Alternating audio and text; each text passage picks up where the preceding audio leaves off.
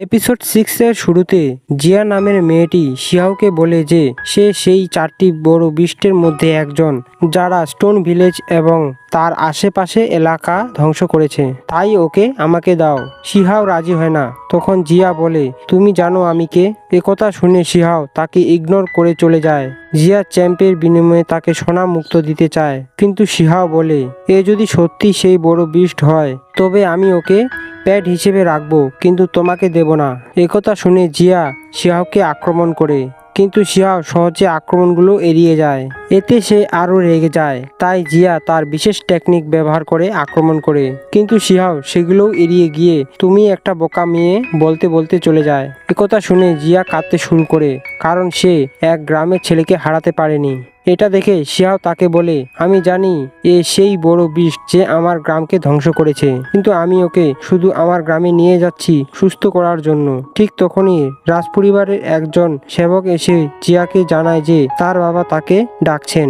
জিয়া জিজ্ঞাসা করে, তিনি কি আমাকে কখনো একা ছাড়তে পারে না? সেবক উত্তর দেয়, তোমার বাবা তোমাকে খুব ভালোবাসেন। এরপর জিয়া শিয়াওকে বিদায় জানিয়ে চলে যায়। শিয়াও তখন চ্যাম্পকে গডলিওর কাছে নিয়ে যায়, যিনি তারপর একটি জাদু করেন এবং শিহাওকে বলে যে চ্যাম্পের সুস্থ হয়ে ওঠা একটু কঠিন বলে মনে হচ্ছে, কিন্তু মনে রাখতে হবে তার অতীতের সম্পর্কে জানা তার উচিত নয়, নইলে এটি তোমাদের গ্রামের জন্য একটি সমস্যা হয়ে দাঁড়াতে পারে।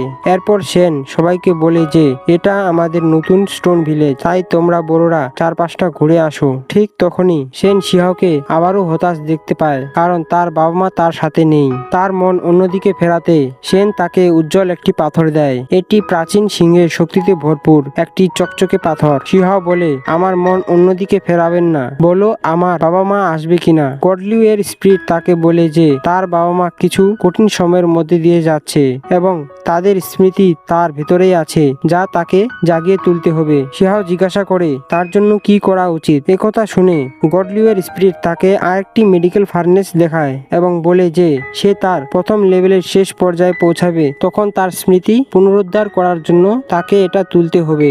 সেন উত্তর দেয় যে এটির ওজন 1,00,000 কিলোগ্রাম এবং প্রথম স্তরের শেষ পর্যায়ে থাকা ব্যক্তিরা সর্বোচ্চ 50,000 কিলোগ্রাম তুলতে পারে।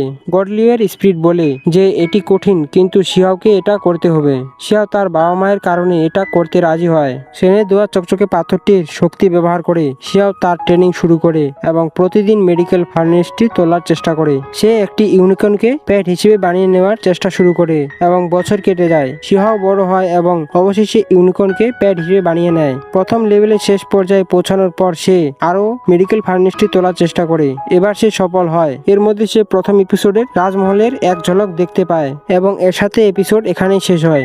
এই সিরিজের পরবর্তী এপিসোডগুলো শীঘ্রই এই চ্যানেলে আসছে, তাই চ্যানেলটিকে সাবস্ক্রাইব করতে এবং নোটিফিকেশন বেলটি চালু করতে ভুলবেন না, যাতে কোনো ভিডিও মিস না হয়। ততক্ষণ পর্যন্ত বিদায়।